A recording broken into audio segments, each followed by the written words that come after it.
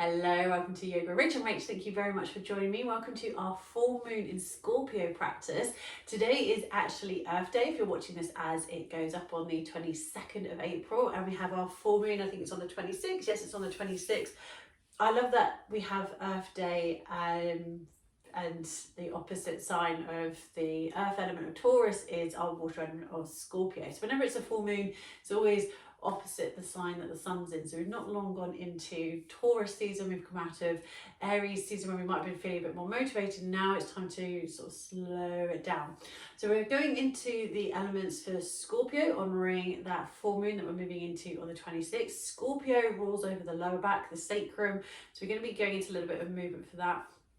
And then we're going to tap in with a couple of very watery themed poses. So we're going to have a look with building up into dolphin pose. So we'll be working on the triceps and then have a go with Scorpio or scorpion pose. So it's remembering that the lower back and the hips, we have this exactly the same in our neck and our shoulders. We have those ball and socket joints.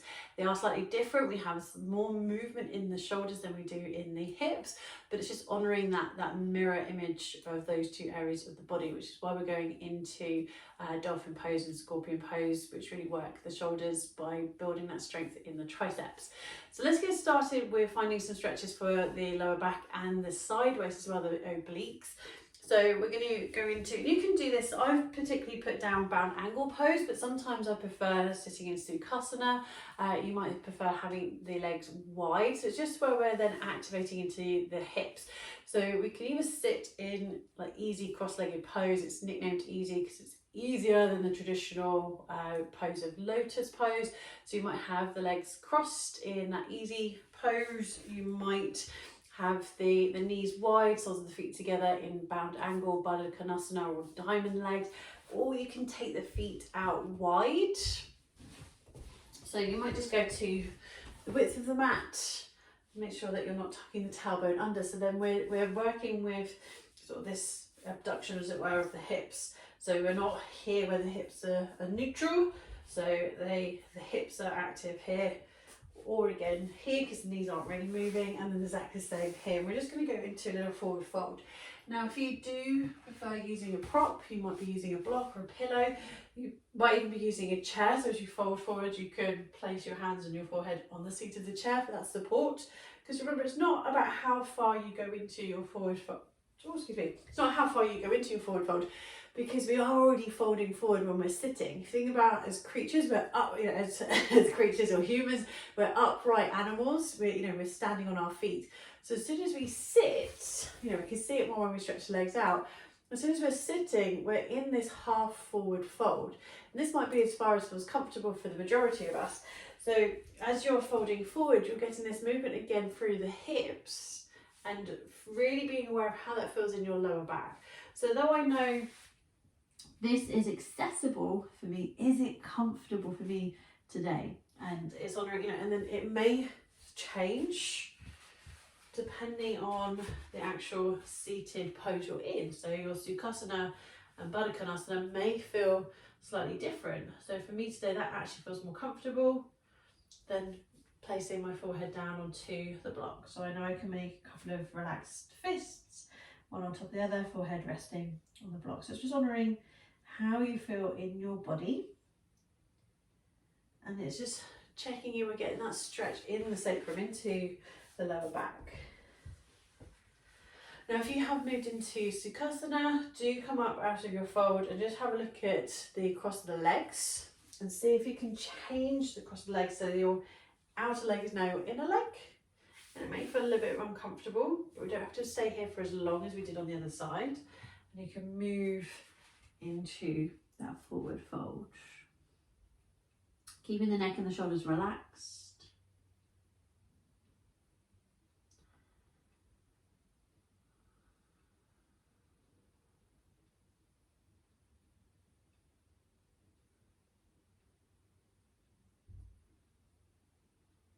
And slowly coming back up. You can place the prop to one side. So you might stay with the legs wide, maybe in your bound angle, or again change the cross of the legs for your Sukhasana pose. So we're just going to do this a couple of times each side. If you are a customer again, we will be changing sides. So we're going to take the arms out wide so the fingertips find the mat. Now it doesn't matter which side you start with. I'm going to raise my right arm up first, so you might follow directly along with me. So we're going to raise the right arm up, bringing the arm by my ear. Now that's as far as that arm's going to go, but we're going to invite the side stretch in by bending into the left elbow, stretching over to the left side. So we get this stretch through the right hip and through the right side waist. Now you might need to walk the left hand further away, just to create a bit more space. You can also spiral open into the front of the body by turning to look up towards the ceiling, if that feels comfortable. Make sure you don't hold your breath, so still breathing in and out through the nose or out of the mouth. Slowly straighten the arm and lower the other one down. Let's have a go on the other side. So we lift the left arm up, bringing the arm by the shoulder. Then we find that side stretch by bending into the right elbow. You might need to move the hand further away as you bend into the elbow more. Maybe you're going into this little spiralization through the spine, looking up towards the ceiling. If that feels comfortable, slowly coming up, bringing the hand down. Now we're going to do that one more time each side. If you are like me in Sukhasana, let's change the cross of the legs again. Fingertips on the mat, raising the right arm up by the ear. Bend into the elbow of that left arm. You can walk the hand away, spinning if you wish to. Add that part on. Lifting back up, bringing the arm down, changing sides. Left arm by left ear, bend into the right elbow, maybe moving the arm away and opening the body up. Looking up to the ceiling. Slowly coming back up. So that's our stretches for the side waist and the lower back. Let's move into tabletop. Make sure you have some room in front of you. So in tabletop, we're keeping the hips over the knees. We start with the hands underneath the shoulders, but we're going to walk the hands forward. The only movement here is as you lower and lift the arms. So the chest lowers and lifts. We don't move the hips forward and back. Keep the hands nice and active, so you're pushing into the palms. Start to bend the elbows and see if you can bring both forearms and elbows down onto the mat so they land at the same time. So now you have your elbows underneath the shoulders rather than your hands. Hips are still over your knees. Keep pushing into the hands and lift the elbows up and lower all the way back down. Pushing into the palms of the hands. Now we did a variation of this in our last full moon practice in Sphinx to Seal pose. So you might practice that if that feels a bit more supportive. Maybe this feels okay. Maybe you'll move into the downward dog variation. But this really helps to build up the strength in your triceps. So if you overuse your shoulders, this is good. Don't overdo these though, because you will ache. I kind of nickname these the tricep dips on your yoga mat. So we can stay with these. You can pause when you need to, or you might start to check in with downward dog. Now there are a couple of different variations. Listen to what feels good for you. So this is where we're going into those watery poses. The first one being dolphin pose or forearm downward facing dog. So you could find your way into that forearm downward dog from tabletop by lowering both the arms, have that control, placing the forearms, the elbows onto the mat. From there, tucking under the toes, lifting the knees. Do keep drawing the shoulders back. Very rare for the heels to find the mat. And we can lower back down and lift it back up. Or you might find your way into downward dog and have a go from downward dog with lowering the arms. Make sure that you have that control though. So if you feel that you need to collapse or work one arm than the other, stay with the tabletop variation. So we might be able to come up into downward dog. We can lift the chin, look at the hands, so we're just keeping an eye on what we're doing as we lower and place the arms down. Now you may get to this point where you're like, okay, but when we were in tabletop, we were lifting the arms back up. I can't feel my arms wanting to lift. So we lower the knees and we can lift the arms and lift the knees to lower the arms and lower the knees. So I quite literally nickname this lower, lower, lift, lift, because we lower the arms and then we lower the knees to lift the arms, to lift the knees. So we start in that downward facing dog and it's lower the arms, lower the knees, lift the arms, lift the knees, lower the arms, lower the knees, lift the arms, lift the knees, aka lower, lower, lift, lift, lower, lower, lift, lift. So your choice. Go with what feels comfortable for you. There's loads of different variations. Slowly build up so you can build that strength into your arms. And then the last option, if it feels okay to do so in downward dog, we can start in downward dog and lower into dolphin pose, pushing into the palms, lifting the elbows up. So we stay in downward dog and we lower and we lift.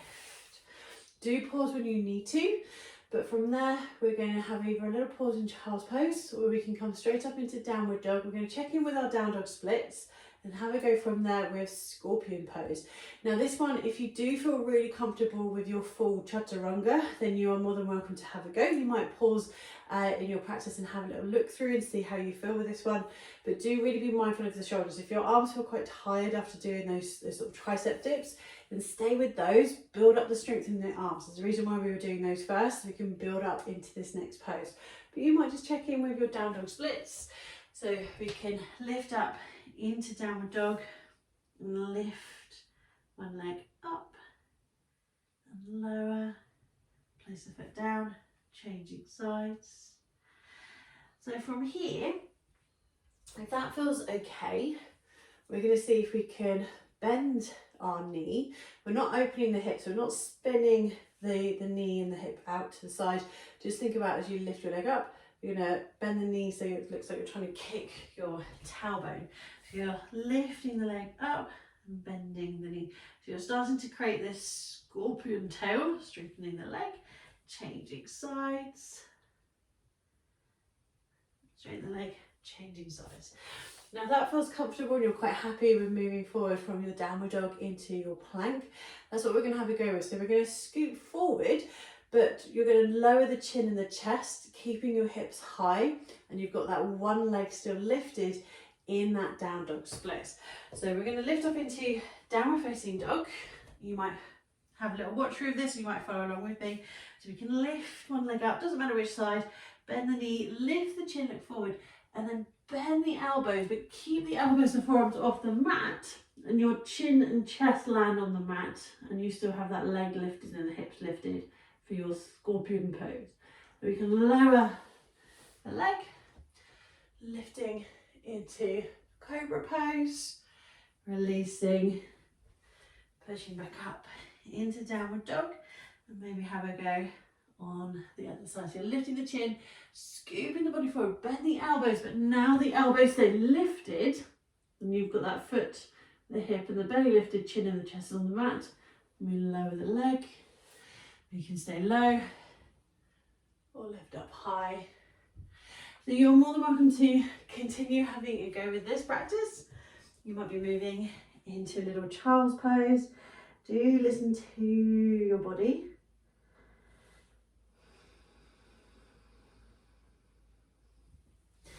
If you haven't already, do click the subscribe button. This is a beautiful way to show your support for these videos that go up every new and full moon this year. If you would like a little bit more of a guided practice, I'll put a couple of videos in here. I shall see you in 2 weeks' time for our new moon in Taurus. Thank you very much. Namaste.